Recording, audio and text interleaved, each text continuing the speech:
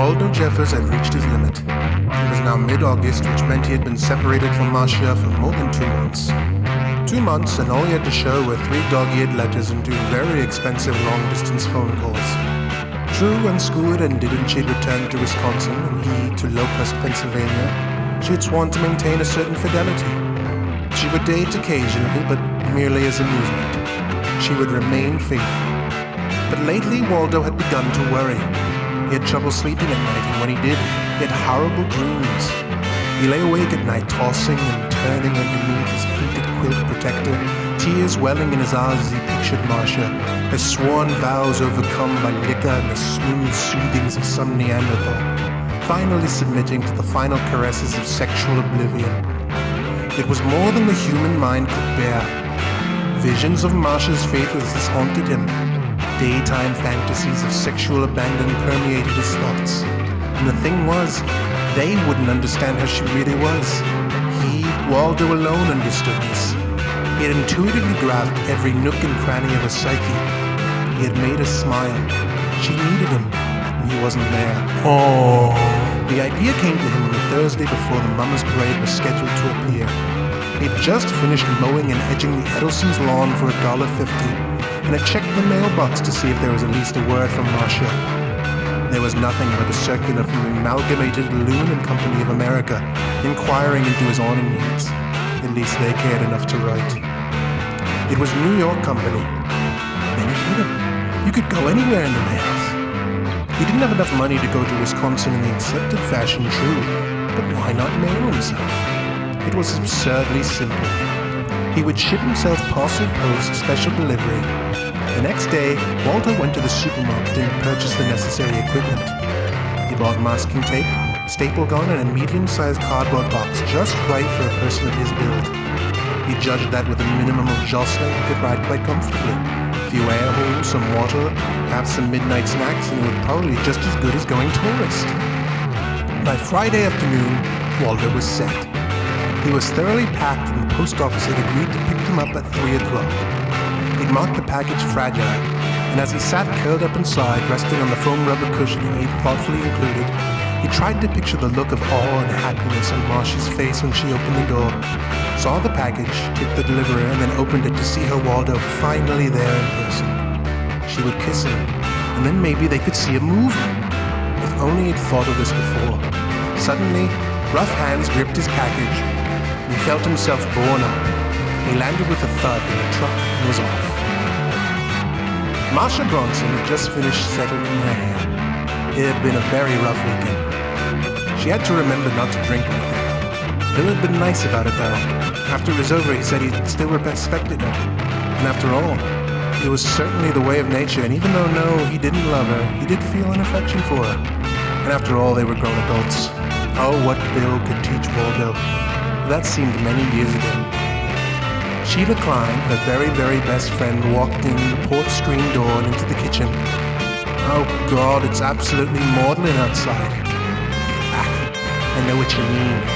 Feel all icky. Marcia tightened the belt on a cotton robe with the silk outer edge.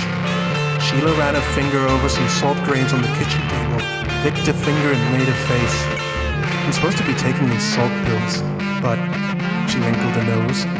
They make me feel like throwing up. Marcia started to pat herself under the chin, an exercise she'd seen on television.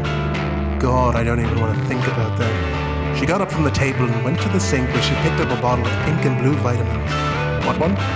Supposed to be better than steak? And then attempted to touch her knees. I don't think I'll ever touch a daiquiri again. She gave up, sat down, this time near the small table that supported the telephone. Maybe Bill will call, she said to Sheila's glance. Sheila nibbled on a cuticle. After last night, I thought maybe you'd be through with him. I know what you mean. My God, he's like an octopus, hands all over the place. She gestured, raising her arms upward in defense. The thing is, after a while, you get tired of fighting with him, you know? After all, I didn't really do anything Friday and Saturday, so I kinda owed it to him. You know what I mean?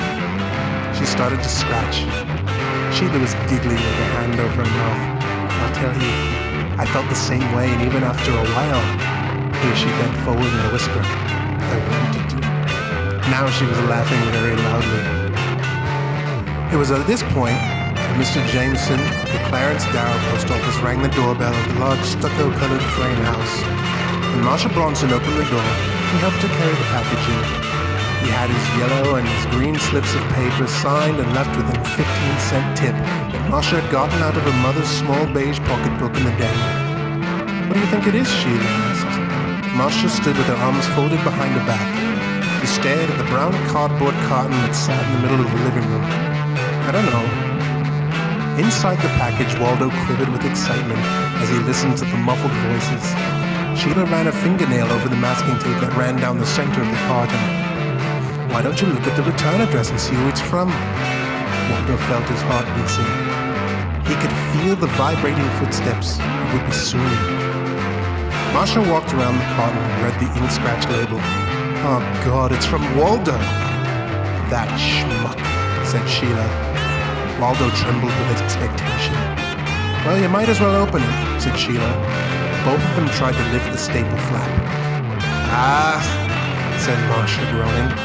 "He must have nailed it shut." He tugged on the flap again. "My God, you need a power drill to get this thing open." They pulled again. "You can't get a grip." They both stood still, breathing heavily. "Why don't you get a scissor?" said Sheila. Marsha ran into the kitchen, but all she could find was a little sewing scissor. Then she remembered her father kept a collection of tools in the basement. She ran downstairs, and when she came back up, she had a large sheet metal cutter in her hand. "This is the best I could find." She was very out of breath. "Here, you do it. I'm gonna die." She sank into a large fluffy couch and exhaled noisily. Sheila tried to make a slit between the masking tape and the end of the cardboard flap, but the blade was too big and there wasn't enough room. "God damn this thing," she said, feeling very exasperated, then smiling. "I got an idea." "What?" said Marsha. "Just watch," said Sheila, touching her finger to her head. Inside the package, Waldo was so transfixed with excitement that he could barely breathe. His skin felt prickly from the heat and he could feel his heart beating in his throat. It would be soon. Sheila stood quite upright and walked around to the other side of the package. Then she sank down to her knees, grasped the cutter by both handles, took a deep breath, and plunged the long blade through the middle of the package, through the masking tape, through the cardboard, through the cushioning, and right through the center of Waldo Jeffers' head, which split slightly, caused the little rhythmic arcs of red to pulsate gently in the morning sun.